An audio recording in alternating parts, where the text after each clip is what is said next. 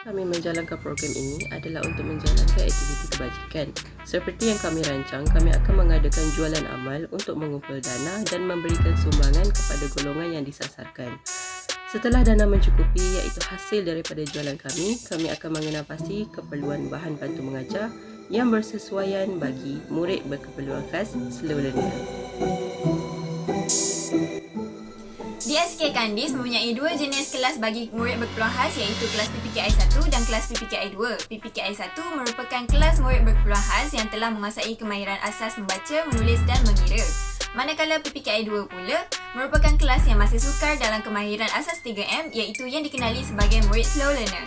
Oleh itu, bagi projek ini kami memfokuskan untuk membuat pemerhatian serta memberi bantuan bahan bantu mengajar kepada kelas PPKI 2 bagi menjalankan program ini.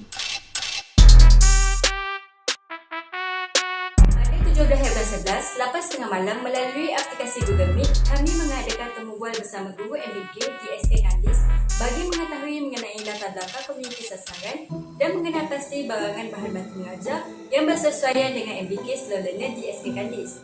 Selesai temu bual, kesemua AJK tertinggi membuat tinjauan harga barangan bagi bahan bantu mengajar tersebut. Kadang-kadang slow learner ni untuk menguasai bahasa Melayu huruf ke apa tu memang lemah dah juga. Kadang-kadang nak musim macam ni ke, macam awal tahun hari tu hampir-hampir nak menguasai huruf ABC sampai Z tu bila PDPR gak, bila tak bersemuka, buka sekolah secara bersemuka balik gak, kena mula semula lah. Murid ni kalau kita guna benda yang sama, dia cepat jemu juga. Dia cepat boring kan, macam kalau mewarna memanglah budak-budak suka berwarna kan, tapi bila kita bagi sikit-sikit mewarna-warna tu, lama-lama dia jadi boring juga, puas juga. Macam kalau guna BBM flashcard, kalau kita tunjuk benda jari dia tengok kan, tidak selalulah juga. Dia excited sikit. Respon dia terlebih pula. Kita bimbing dia untuk berkomunikasi sendiri.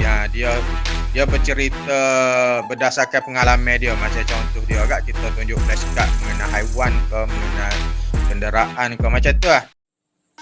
Bermula 22.11, setiap AJK keusahawanan mula menggerakkan sesi jualan iaitu jualan pakaian di aplikasi Shopee, jualan Cokoja di sosial media WhatsApp dan jualan teh OIS di warung Kak Yah, Bacok, Kelantan. Manakala 24.11, Wakil AJK Kebajikan dan Perhubungan Luar menghantar surat kebenaran dan membuat perbincangan yang ringkas bersama Guru Besar dan Guru Pendidikan Khas di DSK Kandis mengenai intervensi program ini.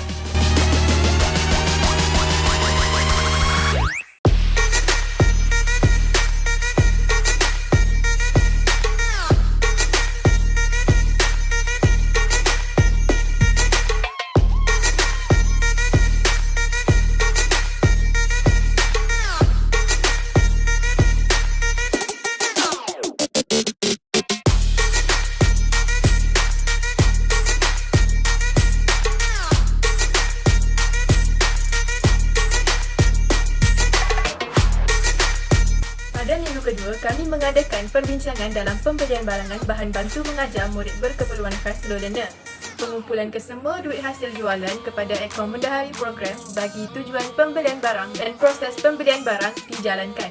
Seterusnya, AJK Teknikal kumpulan kami melaksanakan pemerhatian terhadap proses pengajaran kelas murid berkeperluan khas slow learner dan mengambil gambar serta rakaman video.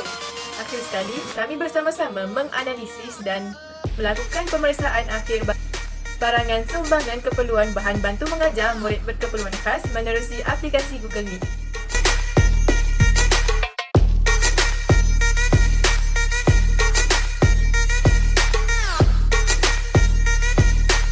Seterusnya, pada minggu ketiga pula, kami mengadakan penyerahan barangan sumbangan keperluan bahan bantu mengajar murid berkeperluan khas kepada pihak sekolah.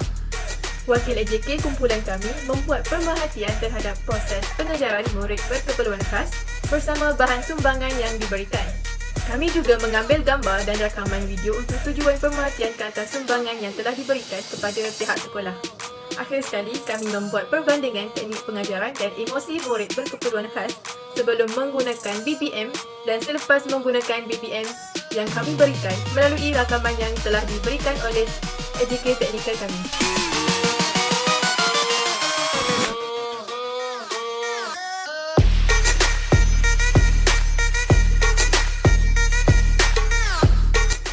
Kami telah mengadakan temu bual bersama salah seorang guru SK Kandis daripada kelas program pendidikan khas integrasi PPKI dan sebanyak 8 soalan yang kami tanyakan kepada guru tersebut untuk mengetahui mengenai murid, pengurusan bilik darjah serta bahan batu mengajar yang diperlukan.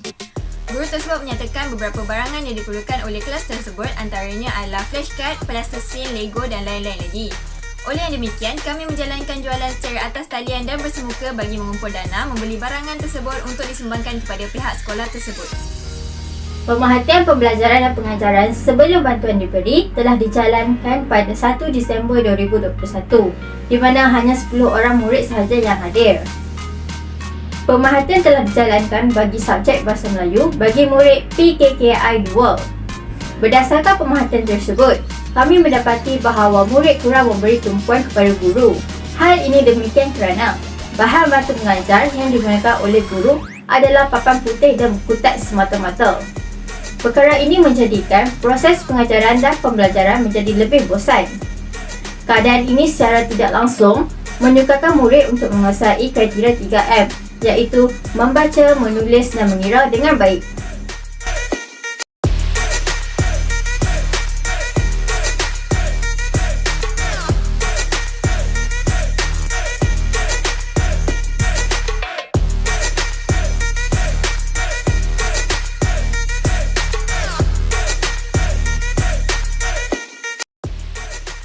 Pemerhatian pengajaran dan pembelajaran selepas bantuan diberi telah dijalankan pada 9 Disember 2021, iaitu seminggu selepas bantuan diberi. Pada kelas ini, seramai 26 murid telah hadir. Menurut staf PKKI, setelah sumbangan yang diberikan, kehadiran murid lebih meningkat kerana mereka ingin bermain bersama rakan-rakan menggunakan sumbangan yang telah diberi. Pemerhatian telah dijalankan bagi kelas subjek matematik bagi kelas PKKI 2. Berdasarkan pemerhatian, guru menggunakan kemah lipat, flashcard dan bola-bola kecil bagi proses pengajaran beliau.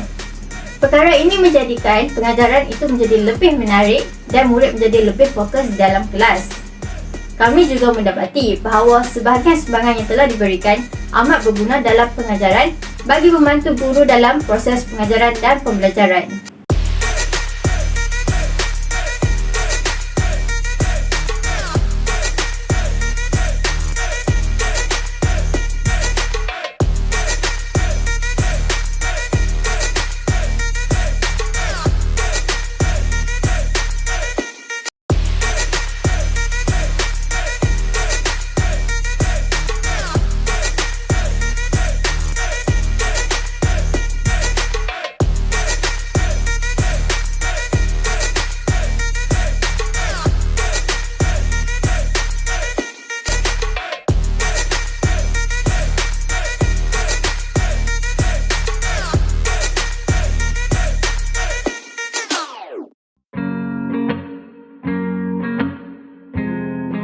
Berdasarkan pengamatan saya sepanjang pelaksanaan PSM ini, saya dapat meningkatkan kemahiran keusahawanan dan kebolehan dalam merangka perancangan perniagaan jualan.